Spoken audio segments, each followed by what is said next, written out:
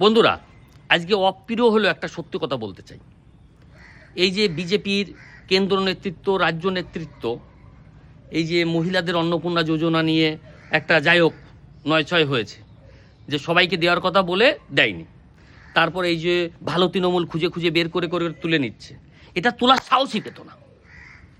কারণ কি, এই বিজেপির নেতৃত্বরা জানে যে আমাদের মতন কর্মীদের যাওয়ার কোনো জায়গা নেই। কারণ ওই যে চোরের দল পিসি, ওরা এত কলঙ্কিত আর মুসলমানদের জামাই আদর করে রাখে, আমাদের কোনো গুরুত্ব দেয় না। এই জন্য আমরা ওই দলে যেতে পারবো না। আর সর্বহারার দল, এরা তো সনাতনীদের একদম বিরোধী, মানে এরা শুধু এই ছাড়া মানে না। তাই আমাদের একদম গরুকে যেমন খুঁটোতে বেঁধে চারিদিকে ঘোরালেও কোথাও যেতে পারবে না, আমাদেরও যাওয়ার কোনো জায়গা নেই।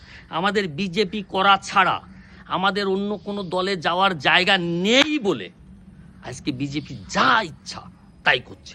যদি একটা সুযোগ থাকতো কোনো দিক দিয়ে, যদি জাল ছিদ্র করে যাওয়ার একটা জায়গা থাকতো যারা সনাতনীদের সম্মান করে, তাহলে বিশ্বাস করুন এত বড় বড় ভুল পদক্ষেপ নিতে পারতো না। জয় শ্রীরাম। আপনারা একটু মতামত জানিয়ে যাবেন।